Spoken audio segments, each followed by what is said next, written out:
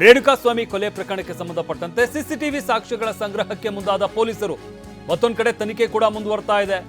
ಕೃತ್ಯಕ್ಕೆ ಸಂಬಂಧಿಸಿದ ಸಿಸಿಟಿವಿಗಳು, ಆರೋಪಿಗಳ ಚಲನವಲನ ಇದೆಲ್ಲವನ್ನು ಕೂಡ ಸಂಗ್ರಹಿಸ್ತಾ ಇದ್ದಾರೆ.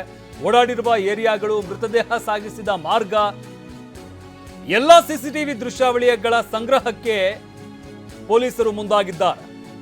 ಕೊಲೆ ಸಂಬಂಧ 33ಕ್ಕೂ ಹೆಚ್ಚು ಸಿಸಿಟಿವಿ ದೃಶ್ಯಾವಳಿಗಳನ್ನು ಸಂಗ್ರಹಿಸಲಾಗಿದೆ.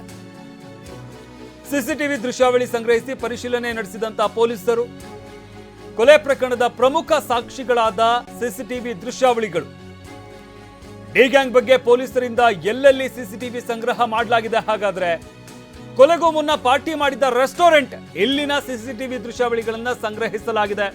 ಸ್ಟೋನಿ ಬ್ರೂಕ್ ರೆಸ್ಟೋರೆಂಟ್ ನಲ್ಲಿ ಪಾರ್ಟಿಯನ್ನ ಮಾಡಿರ್ತಾರೆ.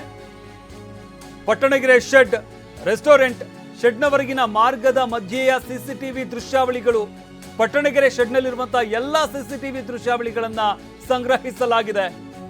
ಬಳಿಕ ಶೆಡ್ನಿಂದ ಸುಮನಹಳ್ಳಿ ರಾಜಕಾಲುವೆ ಮಾರ್ಗದ ಸಿಸಿಟಿವಿ ದೃಶ್ಯಾವಳಿಗಳನ್ನ ಸಂಗ್ರಹಿಸಲಾಗಿದೆ. ಸಿಸಿಟಿವಿ ದೃಶ್ಯಾವಳಿಗಳನ್ನ ಎಫ್ಎಸ್ಎಲ್ಗೆ ಪೊಲೀಸರು ರವಾನಿಸಿದ್ದಾರೆ. ಎಫ್ಎಸ್ಎಲ್ ಹಾಗೆ ಸಿಐಡಿ ತಾಂತ್ರಿಕ ಘಟಕಕ್ಕೆ ಸಿಸಿಟಿವಿ ದೃಶ್ಯಾವಳಿಗಳನ್ನ ರವಾನಿಸಲಾಗಿದೆ. ಅಂದ್ರೆ ಆ ದೃಶ್ಯಾವಳಿಗಳಿಗೆ ಸಂಬಂಧಪಟ್ಟಂತೆ ಎಫ್ಎಸ್ಎಲ್ ಒಂದು ವರದಿಯನ್ನು ಕೊಡುತ್ತೆ. ಒರಿಜಿನಲ್ ವಿಡಿಯೋಸ್ಗಳು ಇದೆಲ್ಲವೂ ಕೂಡ ಕ್ಯಾಮ್ರಾದಲ್ಲಿ ರೆಕಾರ್ಡ್ ಆಗಿರೋದು ಅಂತ. ಅದಕ್ಕೋಸ್ಕರ ಎಫ್ಎಸ್ಎಲ್ಗೆ ಕಳುಹಿಸಲಾಗಿರುವಂಥದ್ದು, ಸಿಬಿಐಗೂ ಕೂಡ ಕಳುಹಿಸಲಾಗಿದೆ. 33 ಸಿಸಿಟಿವಿ ದೃಶ್ಯಾವಳಿಗಳನ್ನ ಸಂಗ್ರಹಿಸಲಾಗಿದೆ ಅಂತ ಹೇಳಲಾಗ್ತಾ ಇರುವಂಥದ್ದು. ಪ್ರಮುಖವಾಗಿ ಅಂದ್ರೆ ಈ ಹತ್ಯೆ ಆಗೋದಕ್ಕೂ ಮುನ್ನ ರೆಸ್ಟೋರೆಂಟ್ನಲ್ಲಿ ಆದಂತಹ ಪಾರ್ಟಿ ಏನಿದೆ, ಬ್ರೂಕ್ ಸ್ಟೋನಿ ರೆಸ್ಟೋರೆಂಟ್ ಏನಿದೆ, ಆ ರೆಸ್ಟೋರೆಂಟ್ನಲ್ಲಿ ಪಾರ್ಟಿ ಆಗಿರುತ್ತೆ. ಆ ಪಾರ್ಟಿಯ ಸಂದರ್ಭದ ದೃಶ್ಯಾವಳಿಗಳನ್ನ ಕೂಡ ಸಿಸಿ ಕ್ಯಾಮ್ರಾದಲ್ಲಿ ರೆಕಾರ್ಡ್ ಆಗಿರುವುದನ್ನು ಸಂಗ್ರಹಿಸಿದ್ದಾರೆ. ಇದಾದ ನಂತರ ಪಟ್ಟಣಗೆರೆ ಶೆಡ್ ಏನಿದೆ, ಆ ಶೆಡ್ನ ಸುತ್ತಮುತ್ತಲ ಅಂದರೆ ಆ ಗೇಟ್ ಬಳಿಯ ಸಿಸಿ ಕ್ಯಾಮ್ರಾಗಳಿರ್ಬೋದು, ಒಳಗಡೆ ಇದ್ದಂಥ ಸಿಸಿ ಕ್ಯಾಮ್ರಾಗಳಿರ್ಬೋದು, ಎಲ್ಲ ಸಿಸಿ ಕ್ಯಾಮ್ರಾಗಳ ದೃಶ್ಯಾವಳಿಗಳನ್ನು ಸಂಗ್ರಹಿಸಲಾಗಿದೆ. ಇದರ ಜೊತೆಗೆ ರೇಣುಕಾಸ್ವಾಮಿಯ ಹತ್ಯೆಯ ನಂತರ ಆ ಮೃತದೇಹವನ್ನು ತೆಗೆದುಕೊಂಡು ಹೋಗದಂತಹ ಮಾರ್ಗ ಏನಿದೆ, ಆ ಮಾರ್ಗದಲ್ಲಿರುವಂತಹ ಎಲ್ಲ ಸಿಸಿ ಕ್ಯಾಮ್ರಾಗಳ ದೃಶ್ಯಾವಳಿಗಳನ್ನು ಕೂಡ ಸಂಗ್ರಹ ಮಾಡಲಾಗಿದೆ. ಈ ಬಗ್ಗೆ ಮತ್ತಷ್ಟು ಮಾಹಿತಿಯನ್ನು ನೀಡ್ತಾರೆ ನಮ್ಮ ಪ್ರತಿನಿಧಿ ಜಗದೀಶ್. ಒಂದು ಕಡೆ ದರ್ಶನ್ ನೋಡೋದಕ್ಕೆ ಅವರ ಕುಟುಂಬಸ್ಥರು ಇವತ್ತು ಪರಪ್ಪನ ಅಗ್ರಹಾರ ಜೈಲಿಗೆ ಬಂದಿದ್ದಾರೆ. ಮತ್ತೊಂದು ಕಡೆ ಪೊಲೀಸರು ಸಾಕ್ಷ್ಯಗಳನ್ನ ಸಂಗ್ರಹ ಮಾಡುವಂತ ಕೆಲಸವನ್ನ ಮುಂದುವರಿಸಿದ್ದಾರೆ. ಹಾಗಾದ್ರೆ ತನಿಖೆ ಯಾವ ಹಂತದಲ್ಲಿದೆ, ಏನೆಲ್ಲ ಆಗ್ತಾ ಇದೆ?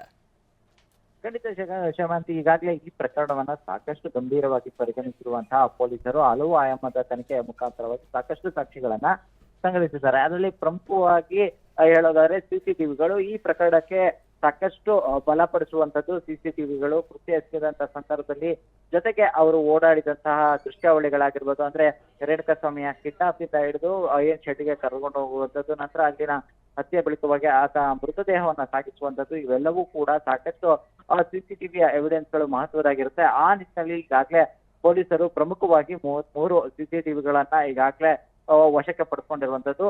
ಏನ್ ರೇಣುಕಾಸ್ವಾಮಿಯನ್ನ ಕರೆತರುವಂತದ್ದು, ಜೊತೆಗೆ ಈಗಾಗಲೇ ದರ್ಶನ್ ಅಂಡ್ ಗ್ಯಾಂಗ್ ಏನೊಂದು ಪಾರ್ಟಿಯನ್ನ ಮಾಡುವಂತದ್ದು, ಪಾರ್ಟಿಯ ಬಳಿಕವಾಗಿ ಶೆಡ್ಗೆ ಹೋಗುವಂತದ್ದು, ಅದಾದ ಬಳಿಕವಾಗಿ ಕೃತ್ಯದ ಬಳಿಕವಾಗಿ ಶವ ಸಾಗಿಸುವಂತದ್ದು, ಶವ ಸಾಗಿಸಿದ ಬಳಿಕವಾಗಿ ಅವರು ಮತ್ತೆ ತೆರಳುವಂತಹ ದೃಶ್ಯಾವಳಿಗಳು, ಈ ರೀತಿಯಾದಂತಹ ಹಲವು ಟೆಕ್ನಿಕಲ್ ಆಯಾಮದ ಇಂಚಿಂಚು ಸಿಸಿಟಿವಿಗಳನ್ನ ಈಗಾಗಲೇ ವಶಕ್ಕೆ ಪಡ್ಕೊಂಡಿರುವಂತಹ ಪೊಲೀಸರು ಎಫ್ಎಸ್ಎಲ್ ಹಾಗೂ ಸಿಐಡಿಯ ತಾಂತ್ರಿಕ ಘಟಕಕ್ಕೆ ಈ ಸಿಸಿಟಿವಿ ದೃಶ್ಯಾವಳಿಗಳನ್ನ ರವಾನೆ ಮಾಡಿದ್ದಾರೆ. ಅಂದ್ರೆ ಪ್ರಮುಖವಾಗಿ ಎರಡೂ ಕಡೆ ತಾಂತ್ರಿಕವಾಗಿ ಪರಿಶೀಲನೆ ನಡೆಸಿದ್ರೆ ಈ ಪ್ರಕರಣಕ್ಕೆ ಏನೊಂದು ವರದಿಯನ್ನ ನೀಡಿದ್ದಾರೆ. ಅದು ಪ್ರಕರಣ ಮುಂದಿನ ಹಂತದಲ್ಲಿ ಅಂದ್ರೆ ಕೋರ್ಟ್ ನಲ್ಲಿ ಮತ್ತಷ್ಟು ಬಿಗಿ ಆಗುತ್ತೆ. ಜೊತೆಗೆ ಆರೋಪಿಗಳಿಗೆ ಏನೋ ಒಂದು ಶಿಕ್ಷೆ ನೀಡಿಸುವಂತ ನಿಟ್ಟಿನಲ್ಲಿ ಪೊಲೀಸರು ಮಹತ್ವದ ಪಾತ್ರವನ್ನ ವಹಿಸಬೇಕು ಅನ್ನುವಂತ ನಿಟ್ಟಿನಲ್ಲಿ ಈಗಾಗಲೇ ಸಿಸಿಟಿವಿಗಳೇನಿದೆ, ಅಂದ್ರೆ 33 ಸಿಸಿಟಿವಿ ದೃಶ್ಯಗಳೇನಿವೆ, ಇವೆಲ್ಲವನ್ನು ಕೂಡ ಪ್ರಮುಖವಾಗಿ ಎಫ್ಎಸ್ಎಲ್ ಹಾಗೂ ಸಿಐಡಿ ತಾಂತ್ರಿಕ ಘಟಕಕ್ಕೆ ರವಾನೆ ಮಾಡಿದ್ದಾರೆ.